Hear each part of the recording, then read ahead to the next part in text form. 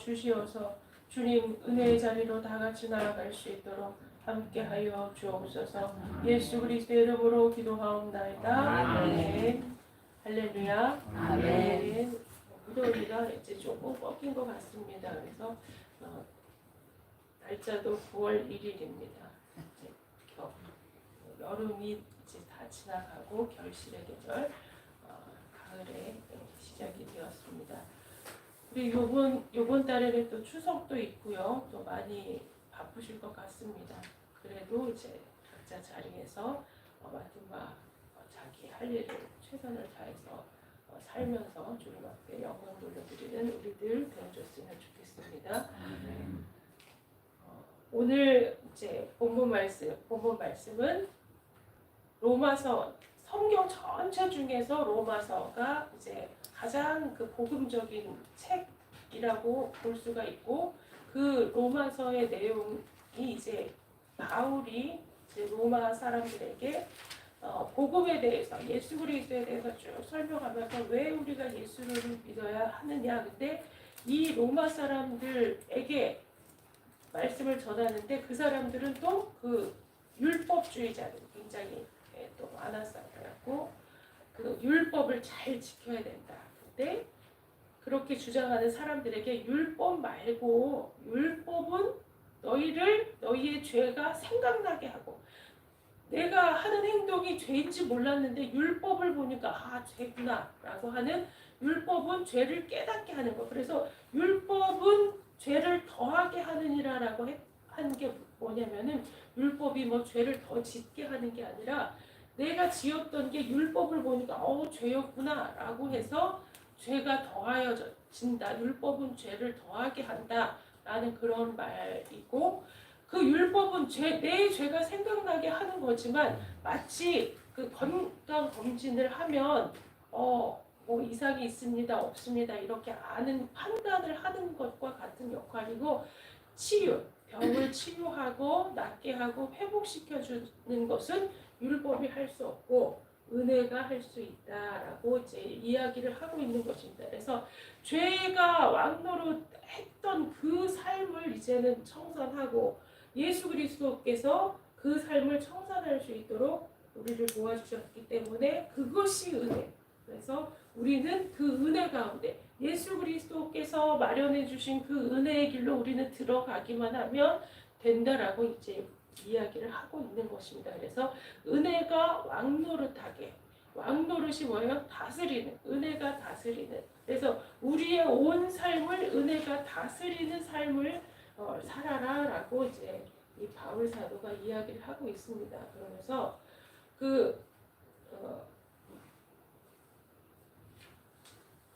성경 스트롱 헬라어 사전에 은혜란 뭐라고 나오냐면, 마음을 거쳐 삶으로 나타나는 신적 영향력. 그래서 근데 우리는 대부분 은혜 받았다 그러면 마음에서 감동이 일어나고 그냥 끝.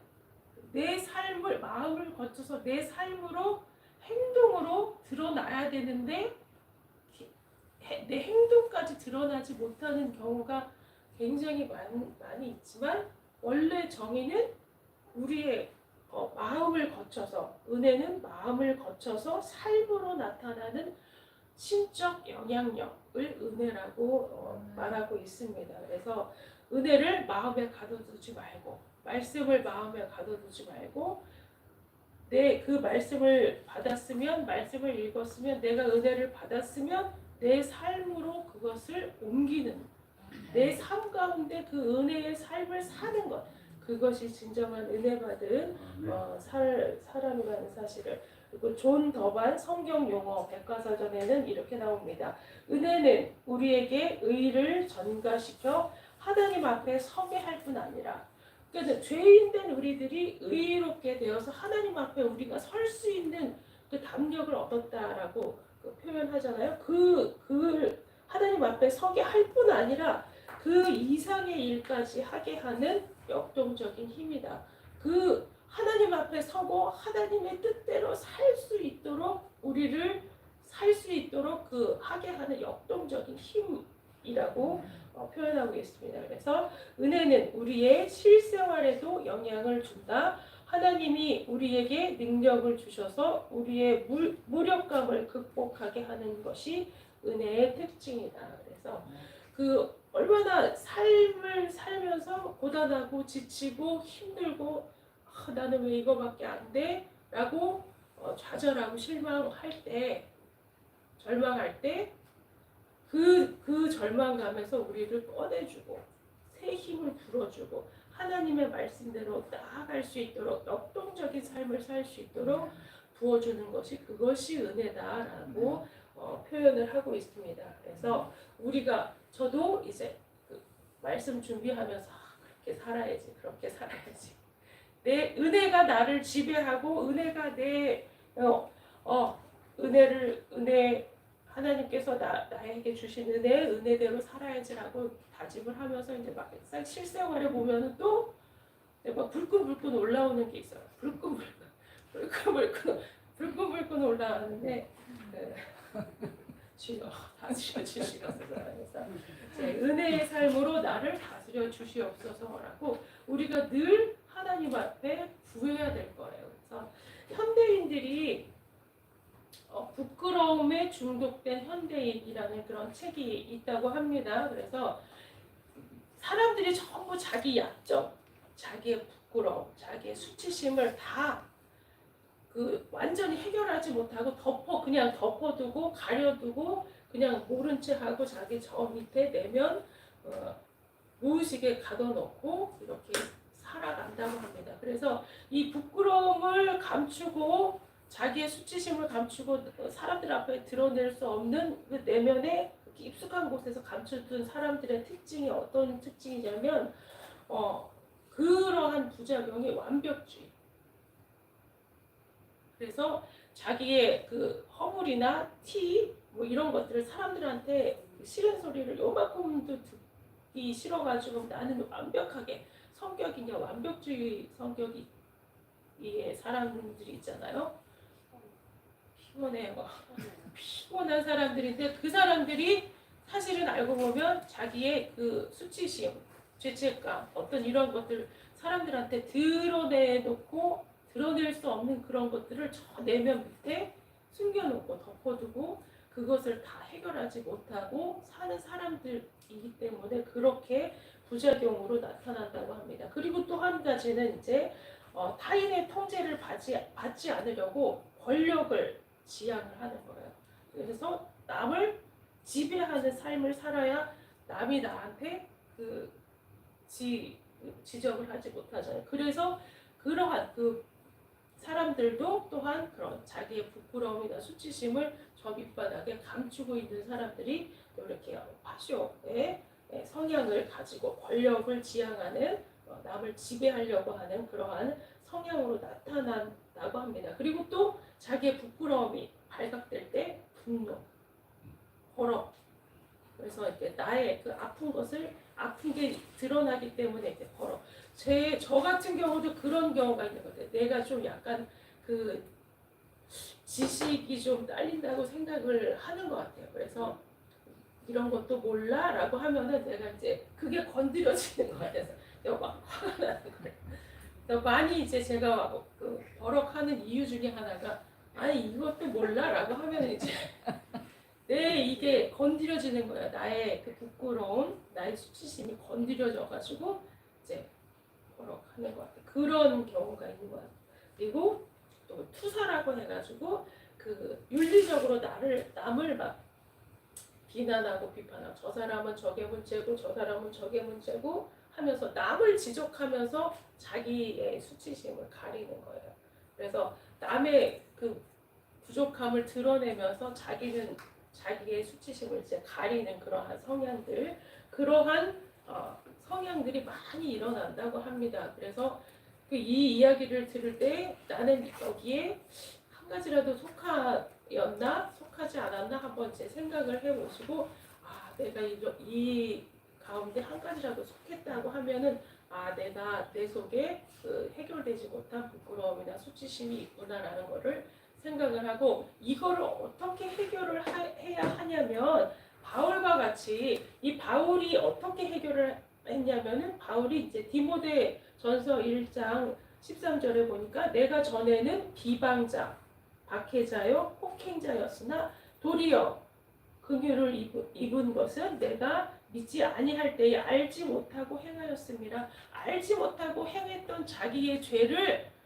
고백하고 그리고 그 다음에 14절에 디모데전서 1장 14절에 우리 주의 은혜가 그리스도 예수 안에 있는 믿음과 사랑과 함께 넘치도록 풍성하였도다.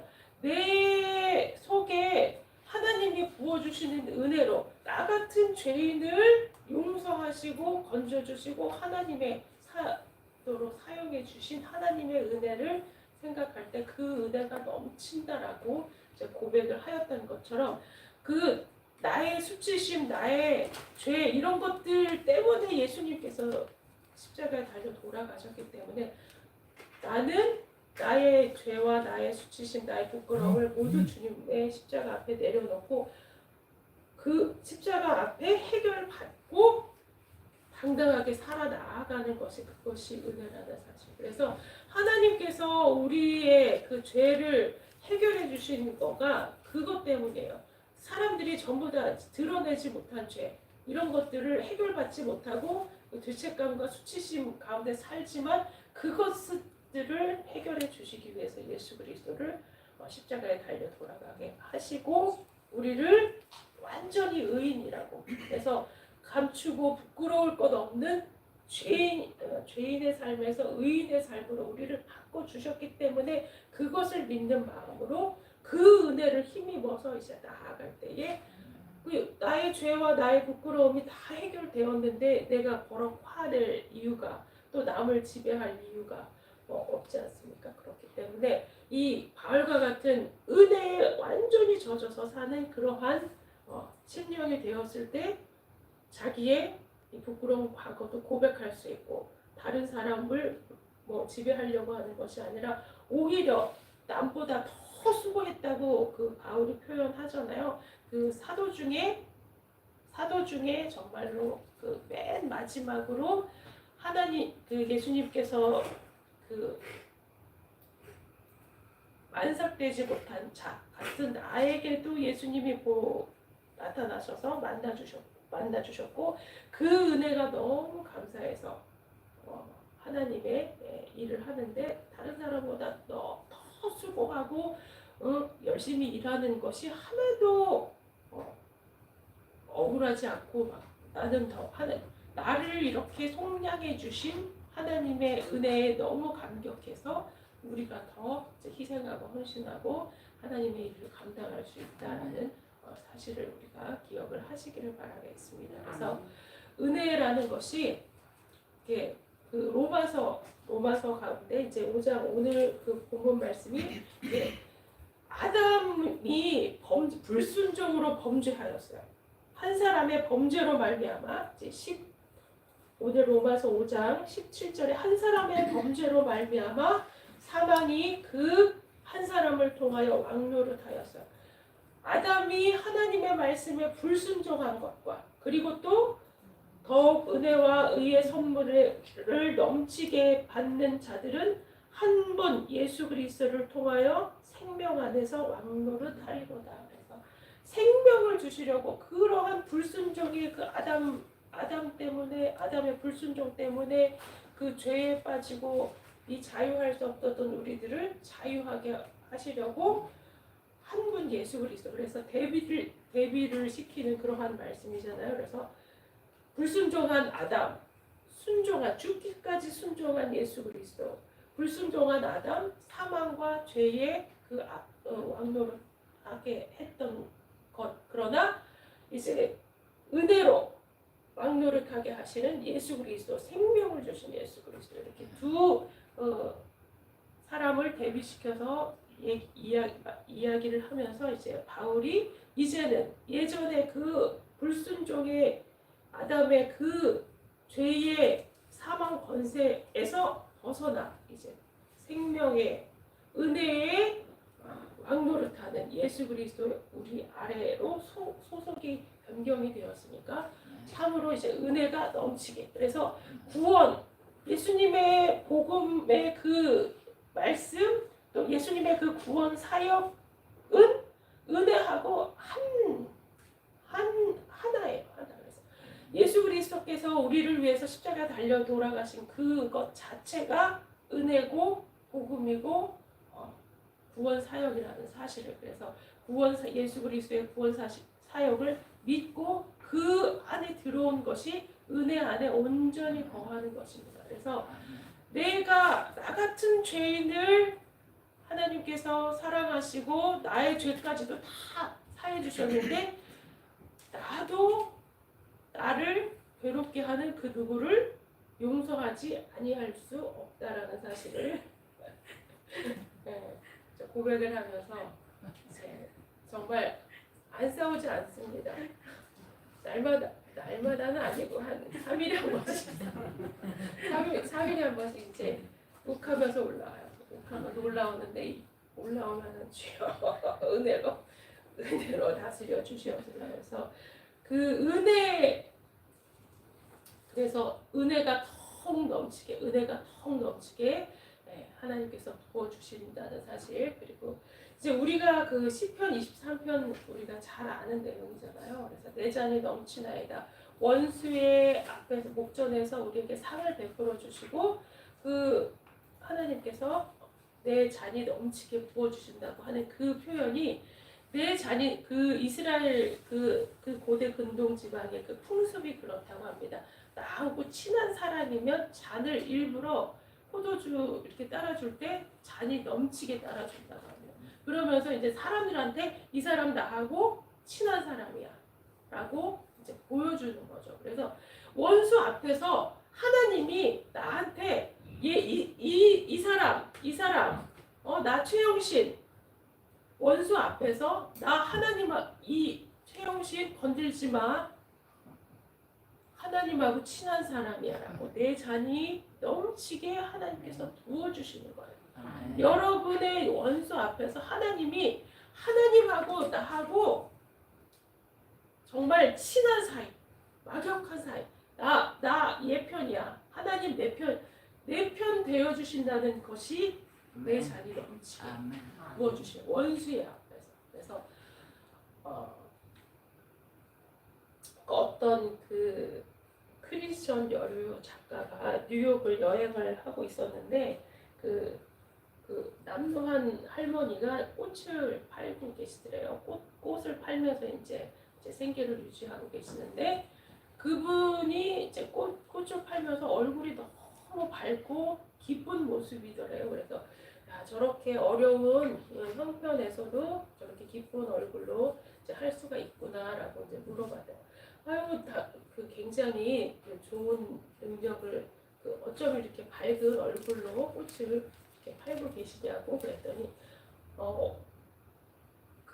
이 세상이 이렇게 아름다운데 기쁘지 아니할 수 있습니까? 라고 하면서 이렇게 아름다운 세상을 사는데 너무나 기쁘지 않습니까? 라고 이제 그렇게 이야기를 해서 이분이 이제 그랬대요. 아유 참 이제 그 모든 상황을 좋게 해석하는 능력을 가지셨군요. 그랬더니 그렇지 않습니다. 생각해 보시라고. 예수님이 십자가에 달려 돌아가셨는데 예수님이 십자가에 달려 돌아가신 그날은 굉장히 슬픈 날이었지만 3일 뒤에 모든 사망 권세를 이기고 예수님께서 부활하셨다.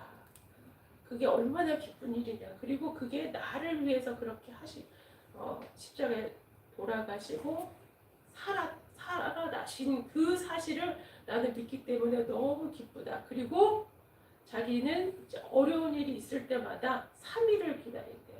3일을 기다리면 정말로 놀랍게 자연스럽게 그 어려운 일들이 다 해결이 된다라는 그런 이야기를 했다고 합니다. 그래서 이 3일이 어떤 그런 상징적인 숫자죠. 그래서 정말로 딱 하루 이틀 3일 그 3일이 아니라기보다는 모든 사망 권세를 예수님이 다 지고 저 엄부까지 내려가셔서 사망 권세를 이기고 부활하신 주님이시기 때문에 우리의 모든 인생의 죄의 짐도 예수님께서 다 수고하고 무거운 짐진 자들아 다 내게로 오라 내가 너희를 쉬게 하리라고 하신 그 말처럼 예수님 앞에 내려놓으면 예수님께서 그 모든 문제를 다 해결해 주시고 나의 마음의 평안. 그래서 어느새 보면은 문제가 해결되고 어느새 보면 나의 마음의 짐이 가벼워져 있다라는 사실을 알 수가 있었다고 합니다. 그 수가성 여인이 남편이 몇 명이었어요? 6명이었나? 5명이에요? 6명. 갑자기 헷갈리는데 지금 있는 남편도 진짜 남편이 아니다. 그러니까 뭐 이혼하고 재혼하고 이혼하고 재혼하고 이혼하고 재혼하고 이제 6번을 한 거죠. 대단하신 분이에요. 근데 이 사람이 그게 이제 부끄러운 거예요. 사람들한테 손가락질하. 그러니까 이제 이 사람도 자기의 수치심을 저 밑에다 이제 깔고 사람들을 안 만나는 거지. 사람들을 만나고 싶지 않으니까 12시에 그 우물가에 가서 이제 물은 필요하기 때문에 이제 물을 기르러 가는데 이제 우물가라는 곳이 막 다 모여가지고 뭐 누구는 어떻고 누구는 어떻고 막 이렇게 그 정보의 교환 장소잖아요. 그게 싫어서 아무도 이제 오지 않는 무더운 한 12시에 이제 가서 했는데 예수님을 만난 거예요. 예수님을 만나서 목마르지 아니한 그 영생을 주는 샘물, 네가 나한테 물을 주는데 너는 나에게 이제 이 목마른 그 물을 주지만 나는 너에게 다시 목마르지 아니한 영생의 샘물을 주리라라고 하신 그 말씀을 받고 그 수가성 여인이 정말 자기의 모든 수치심 이런 것들을 해결받았잖아요. 자기 예수님을 만나기 전과 만난 후에 자기의 삶이 자기의 상황은 변하지 않았어요. 여전히 남편 그 이혼하고 재혼한 그 경력 있는 그러한 여자, 사람들이 손가락질하는 그러한 여자, 나의 상황은 바뀌지 않았지만 예수님을 만나고 나의 마음이 바뀌었어요. 나의 심령이 바뀌었어요. 그래서 뛰쳐가서 와서 뭐라 해? 내가 예수 그리스도 구세주를 만났다고 막 뛰쳐나가서 사람들한테 전했잖아요. 그런 것과 같이 우리의 삶이 예수님을 진정으로 만나고 은혜 가운데 들어가면 나의 모든 수치심, 나의 모든 부끄러움, 나의 모든 죄의 문제 다 해결되고 은혜로 사람들을 다 용서할 수 있고 이제 은혜로 내가 기쁨으로 나아갈 수 있다는 사실을 이제 이야기를 하고 있는 것입니다. 그래서 이 은혜는 은사고 또 하나님의 선물, 같은 그 의미로 계속 하나님께서 우리에게 은혜를 선물로 주셨기 때문에 그것을 100% 나 그냥 오늘 듣고 그렇구나라고 그냥 마음에서 그냥 스쳐 그냥 바람과 함께 내보내는 것이 아니라 나의 삶 가운데 그것이 온전히 적용되고 은혜가 왕노릇, 그러니까 은혜가 우리의 삶을 온전히 다스리는 그러한 삶을 살아나가는 저와 여러분 되시기를 바라겠습니다. 그 탕자도 또한 마찬가지잖아요. 그래서 아버지의 재산을 전부 다 자기 몫을 이제 그 상속 받아가지고 먼 나라 가서 그냥 놀고 먹고 마시고 다 탕진을 하고 정말로 그 빈털터리가 되었을 때 누가복음 15장 19절에 그 돼지가 먹는 쥐염 열매를 먹으면서 이제는 안 되겠다. 그냥 우리 아버지 집에 가서 종으로라도 살아야 되겠다라고 하면서 지금부터 아버지 아들이라 일컬음을 감당하지 못하겠나이다. 나를 품꾼의 하나로 보소서 하리라 하고 이제 아버지 앞으로 가잖아요. 그랬더니 아버지가 뭐라 그래요? 가장 좋은 옷과 손에는 가락지를 끼워주고 그다음에 발에 신을 신어주고 막 그 살찐 송아지, 억울한 살찐 송아지를 잡고 잔치를 배설하잖아요. 근데 이 정말로 내 죄를 깨달은 거잖아요. 이 이 둘째 아들이 정말로 그 죄가 너무 큰 죄잖아요. 아버지를 떠나서 그냥 호랑방탕하게 살았지만 내 죄를 깨닫고 아버지 앞으로 돌아왔을 때 아버지는 다시 나 아버지의 아들로서 살 자격이 없지만 하나님의 아들로 살 자격이 없는 우리지만 하나님께서 하나님 앞에 두 손 들고 자복하고 회개하고 나왔을 때 아니다 하면서 아들의 신분을 다시 너는 내 아들이다 라고 하면서 좋은 옷을 입혀주고 손에 가락지를 껴주고 발에 신발을 신어주고 이것이 뭐냐면은 아들의 신분을 주는 그런 행위예요. 그 신분이 종들은 신발을 못 신잖아요. 네. 근데 신발을 신어주고 아들이기 때문에 신발을 신겨주고 아들이기 때문에 좋은 옷을 입혀주고 그다음에 가락지 아들의 징표로 가락지를 끼워주는 그런 아버지. 그래서 우리도 이 둘째 아들과 같이 우리의 죄를 자복하고 우리의 죄를 자각하고 나는 죄가 없어요. 목사님, 사모님 나는 죄가 하나도 없어요. 라고 뻔뻔하게 앉아 계시지만 드러나지 않았을 뿐 어떤 그 목사님이 막 운전을 하면서 가다가 그 신호 과속에 이렇게 딱지를 딱 떼었대요. 그래서 정말 오늘 재수 더럽게 없네라고 생각하면서 딱지를 딱 떼고서 이제 가면서 이제 이 마음을 극복할 수 있는 말은 이제까지 안 들킨 게 더 많지롱. 들키지 않은 죄가 그러면서 우리가 이제 막 과속할 때마다 신호 딱지를 뗐으면은 막 수백만 원 나왔을 텐데 안 들킨 게 더 많지롱 하면서 이제 그러면서 가면서 그 억울함을 자기가 이렇게 다 씻었다라는 그런 말씀을 하시더라고요.